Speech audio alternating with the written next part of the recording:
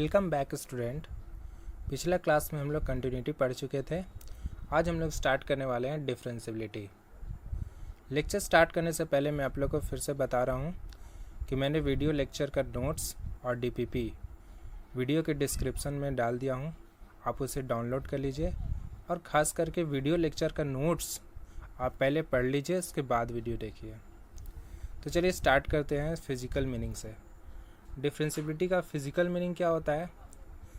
Suppose y equal to f x कोई function लेते हैं, तो अगर हम लोग एवरेज रेट ऑफ चेंज का बात करें तो वो हो जाएगा अपना change in y upon change in x, that is delta y upon delta x। Delta y that means change in y, that means f of x plus delta x minus fx.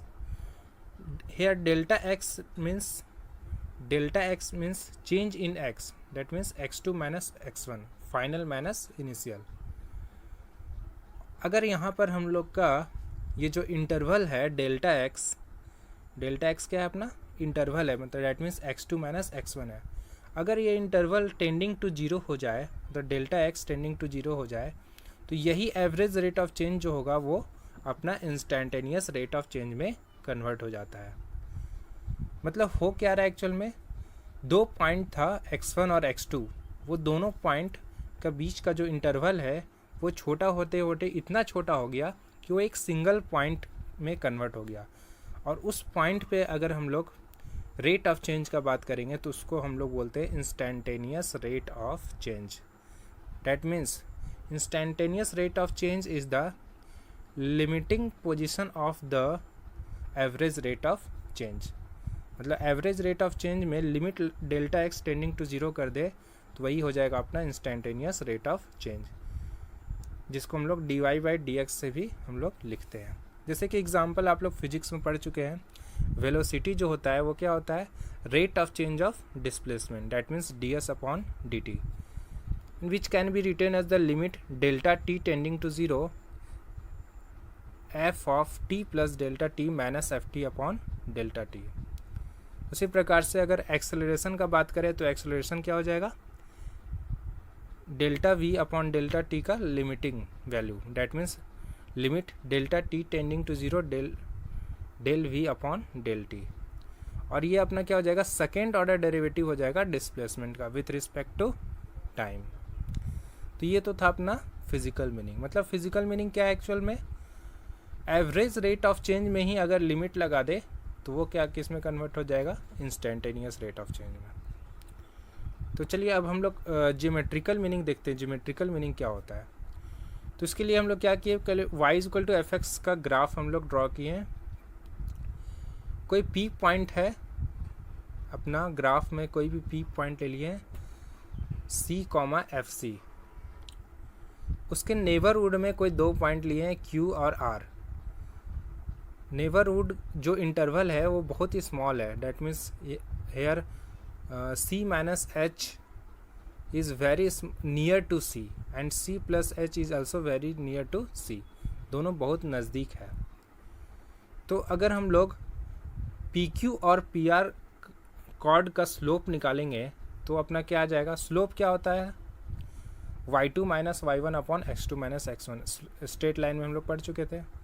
तो pq का slope अगर निकालेंगे तो pq का slope जो होगा वो अपना क्या हो जाएगा? y2 minus y1, that means f of c minus h minus f c upon c minus h minus c। और इसको हम लोग लिख सकते हैं f of c minus h minus f c upon minus h। उसी प्रकार से कॉर्ड pr का अगर स्लोप निकालेंगे तो ये आ जाएगा अपना f of c plus h minus f c upon h। अब यहाँ पर ध्यान से देखिए, ये जो पॉइंट आपको q और r दिख रहा है वो अगर मूव करते करते p के पास पहुँच जाएगा तो वो दोनों कॉर्ड है वो क्या बन जाएगा? एक यूनिक टेंजेंट बन जाएगा, दिख रहा है यहाँ पर, है ना? एक यूनिक टेंजेंट बन जाएगा। डैट मीन्स हम लोग कह सकते हैं slope of the tangent at p is the limiting position of the chord drawn from q and r। तो यहाँ पर हो क्या रहा है? वो जो दोनों कॉर्ड था वो किस में कन्वर्ट हो जा रहा है? यूनिक टेंजेंट में, उसी को हम लोग लेफ्ट हैंड डेरिवेटिव और राइट हैंड डेरिवेटिव भी बोलते हैं।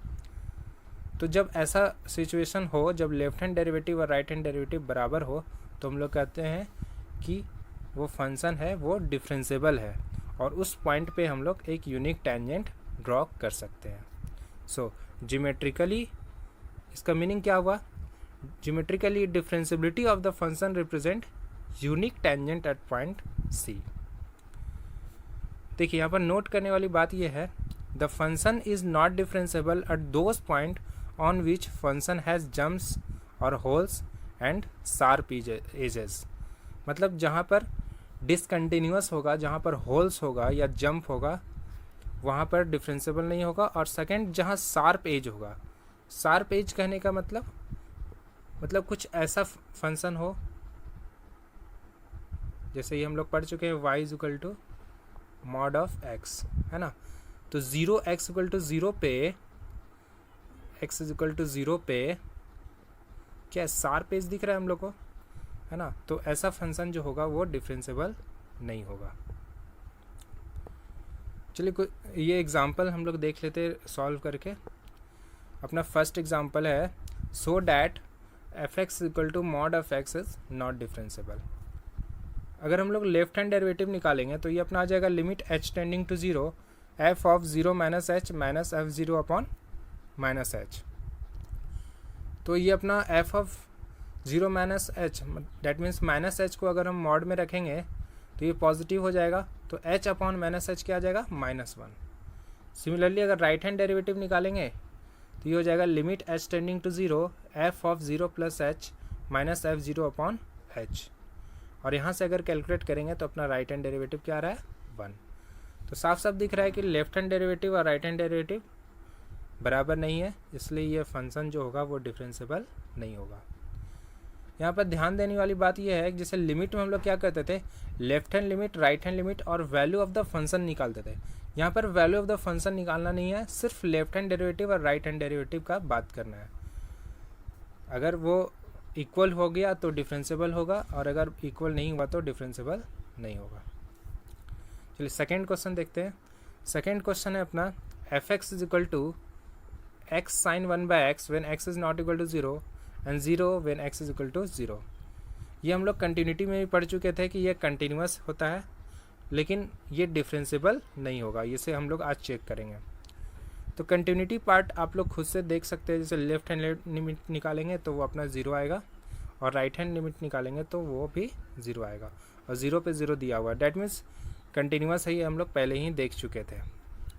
अभी अगर हम लोग लेफ्ट हैंड डेरिवेटिव निकालेंगे तो लेफ्ट हैंड डेरिवेटिव अपना आएगा limit h tending to 0 f of 0 minus h minus f 0 upon minus H,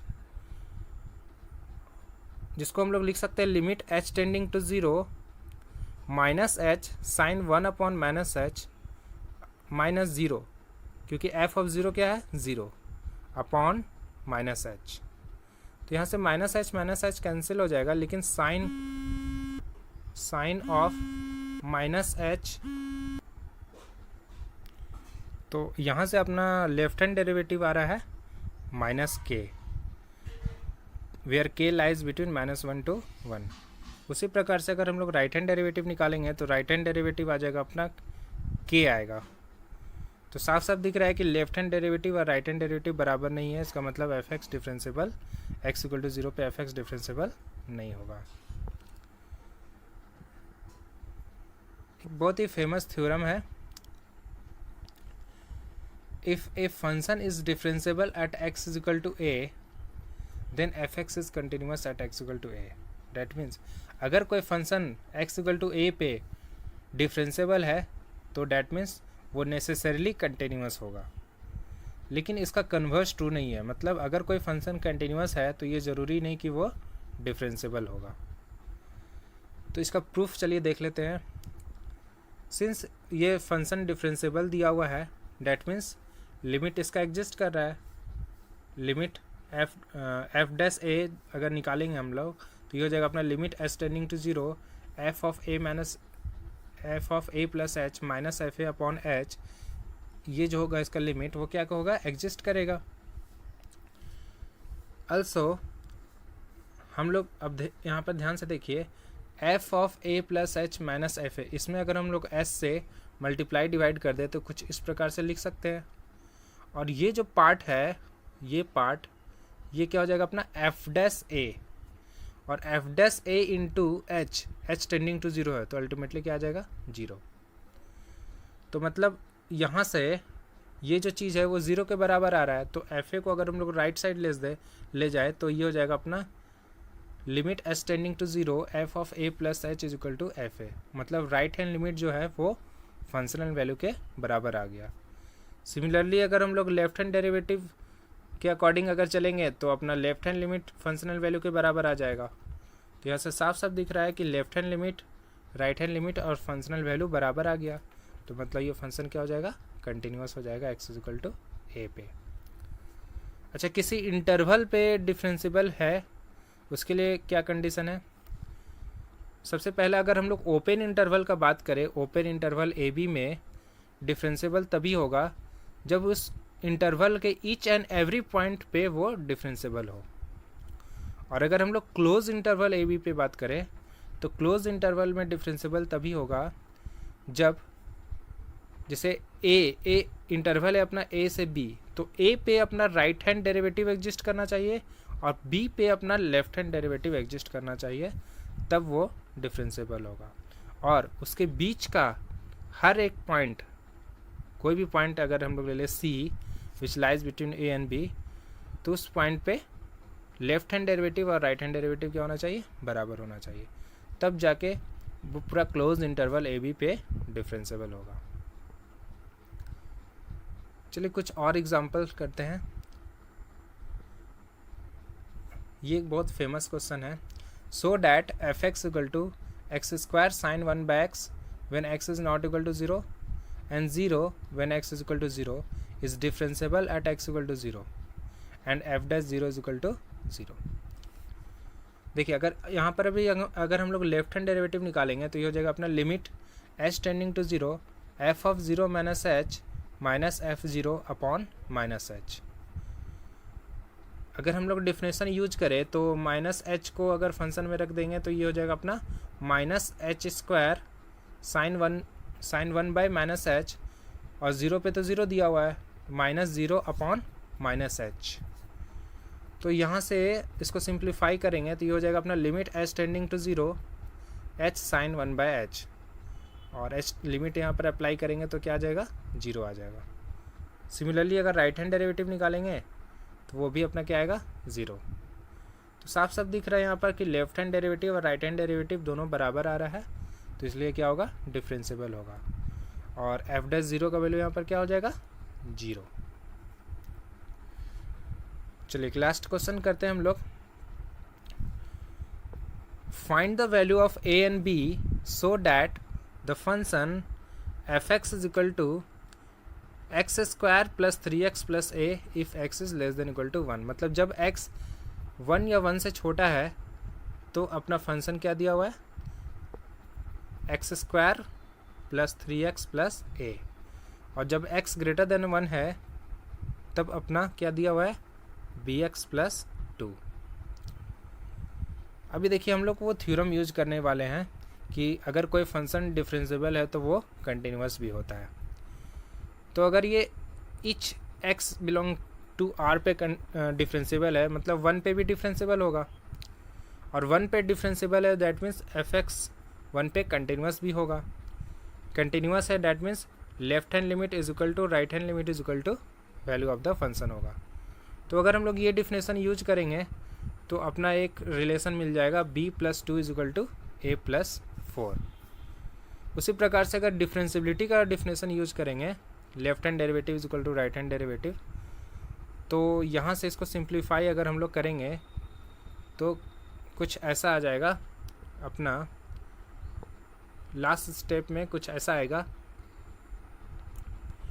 limit h tending to 0 h minus 5 upon minus 1 is equal to limit h tending to 0 bh plus b minus a minus 2 upon h। यहाँ पर अगर हम लोग left hand derivative में अगर limit लगाएंगे तो 5 आ जाएगा। अभी देखिए यहाँ पर बहुत इंपॉर्टेंट बात है, यहाँ पर अगर हम लोग लिमिट लगाएंगे तो ये जो टर्म है b माइनस a माइनस 2, इसको ज़ीरो होना पड़ेगा, क्योंकि अगर ये ज़ीरो नहीं हुआ तो इन्फिनिटी फॉर्म बन जाएगा, क्योंकि अगर ये जैसे ही ज़ीरो होगा तो ये आ जाएगा अपना बी एच अपॉन एच, और एच एच कट जाएगा तो अपना बी इज इक्वल टू क्या आ जाएगा 5। तो यहाँ पर राइट हैंड डेरिवेटिव एग्जिस्ट होने के लिए सबसे पहला कंडीशन ये है कि b माइनस ए माइनस 2 होना चाहिए, ये ज़ीरो होना चाहिए। ठीक है, तो यहाँ से अपना अगर कंडीशन देखें तो एक कंडीशन आ गया b इज इक्वल टू 5, और a का वैल्यू क्या हो जाएगा इक्वेशन फर्स्ट से अगर हम लोग देखें तो इक्वेशन फर्स्ट अपना क्या था, इक्वेशन फर्स्ट था b plus 2 is equal to a plus 4, तो यहाँ से आ जाएगा a is equal to minus 2। तो अगर a is equal to a का वैल्यू अगर निकालना रहे तो b का वैल्यू हम लोग पुट कर देंगे, तो यहाँ से a का वैल्यू आ जाएगा a is equal to b minus 2, that means 5 minus 2 is equal to 3। देखिए एक और बहुत ही सिंपल मेथड था। सिंपली क्या करते हैं, अगर उस फंक्शन को हम लोग डिफ्रेंशिएट कर देते हैं तो x square plus 3x plus a का डिफ्रेंशिएशन जो होगा वो अपना क्या हो जाएगा 2x प्लस 3, और bx प्लस 2 का अगर डिफ्रेंशिएशन करेंगे तो bx का डिफ्रेंशिएशन b हो जाएगा, 2 का तो 0 हो जाएगा।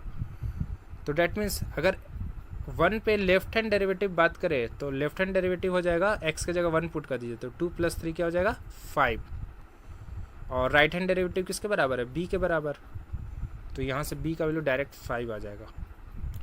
और कंटिन्यूटी का डिफिनेशन यूज़ करेंगे तो वहाँ से तो a का वैल्यू निकल ही जाएगा, तो यहाँ से b का वैल्यू 5 पुट कर देंगे तो a का वैल्यू आ जाएगा अपना 3।